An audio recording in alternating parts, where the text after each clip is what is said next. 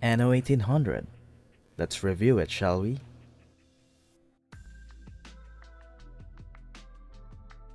I played my fair share of RTS games, so when I saw that Anno 1800 is a fairly impressive game, according to the reviews I've watched, I said to myself that I have to try this game.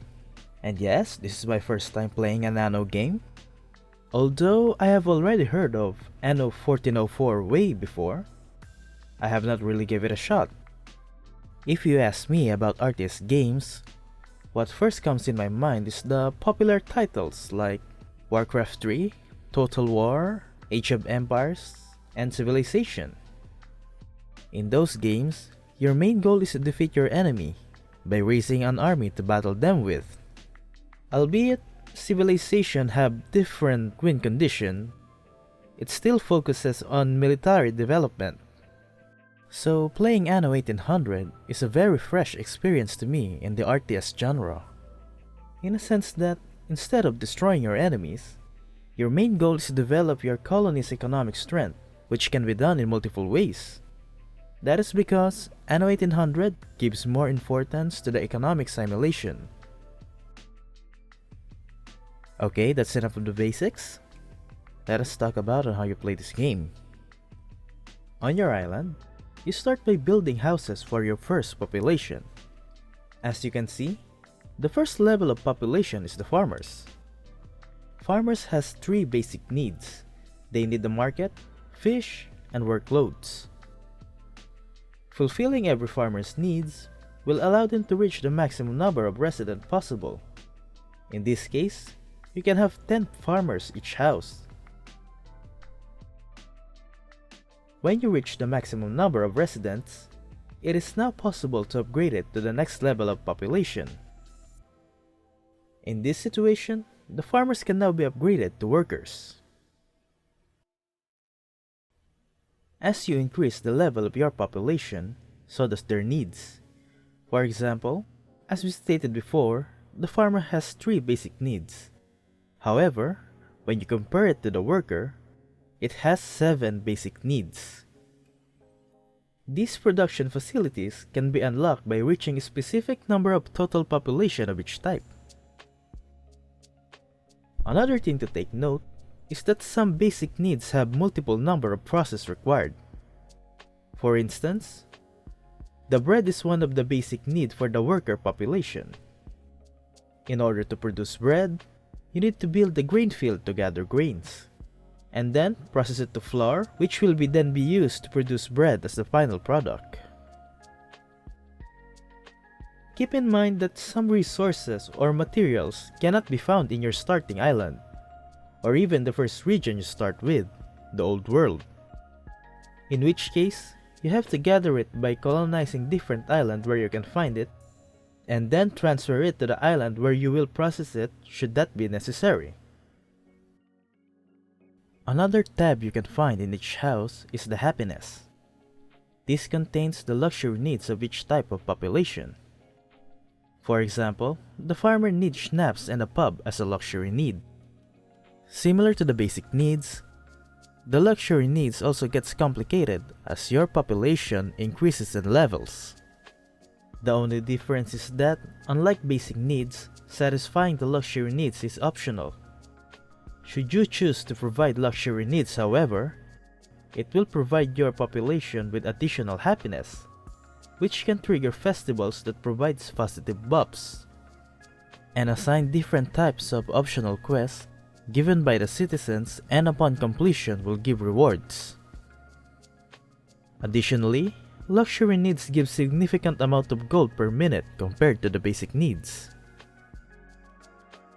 So, I have been playing this game for a couple of days now, and what I find very interesting is the amount of customization you can do in this game. For example, let's say your population needs bread. Therefore, you need to build fields to produce some grains. Just like that. In other RTS game, gathering a certain type of resource simply requires you to build the production facility. However, in this game, you need to set the area where the grain field is actually planting. This mechanic allows me to utilize the uneven area besides the river. Also, this option is available in almost every type of production facility.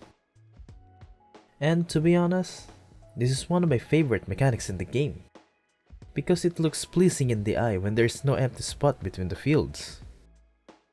Another mechanic to take note is the working condition. This allows you to adjust the productivity in any production facility. However, this will cost you the happiness of your population depending on the situation. Increasing the productivity will make your population less happy. Meanwhile, decreasing the productivity will give your population bonus happiness. Depending on how you use it, you can actually be the good guy. You will prioritize your population and build a paradise for them. Or you can be the bad guy, where you exploit your population as much as possible and force them to work more than necessary. There are more interesting mechanics and customization available in this game, but I'm not going to further discuss them, because I believe that discovering such options and devising methods on how to use them is part of the enjoyment in playing this game. Overall, I would say Anno 1800 is a very enjoyable game. However, there's a huge caveat. Mainly that there's a learning curve in this game, especially to the new players of Anno series. The main feature of this game is that there is a huge amount of freedom, in a sense that, as I discussed before, the amount of customization available allows you to be very creative in how you play the game. The game has one main goal, and that is to become the biggest or the strongest colony in the whole region. Reaching that goal, however, is entirely up to you. There's no specific path or timely objectives to follow to complete the game. It sounds amazing in theory, but it is also the main hurdle to enjoy the game. For myself, it took me 2 incomplete playthroughs before I would say I can enjoy playing the game. The first one only reaching up to the engineer population level, and the other up to the investor population level. These playthroughs, which I ended prematurely because I was unable to provide both the basic and luxury needs for my population. This caused for the island's happiness to plummet, and ultimately resulted to massive damages to my facilities and residences. In case of a situation where you do not know what to do, you would usually refer to the tutorial. The said tutorial of Anno 1800, however, is, I would say, although not bad in any way, it is quite inadequate. For the reason that what it teaches you is intuitive and can be pretty much figured out if you pay attention to the simple but well-made infographics or pictures. For example, in one of the scenario where the farmer needs schnapps, the tutorial guides you through the use of pop-up that in order to make schnapps, you first need to build a potato field, and then build a schnapps distillery. It is not giving misinformation, but I would rather have tutorials about more important matters, like how to understand the statistic window, or how to control the logistics of the ships. In those situations, I instead look for third-party tutorial from the community forums or YouTube videos. Anno 1800 is not that newbie friendly, but if you give this game a few hours of learning to grasp the core mechanics of the game, that is when the fun begins. You start being able to provide all the basic and luxury needs, growing your economy. Your population is always satisfied, resulting to frequent festivals. Good news is in every issue of newspaper, making the people's happiness sky high. You can burn hours of gameplay by managing your resources, workforce, and logistics. So if you are dead set in getting Anno 1800, my final recommendation is to first get the standard edition. Play it for a couple of hours so you can test the waters of the game. And if you like it, consider getting the other expansions, which will unlock new regions and facilities.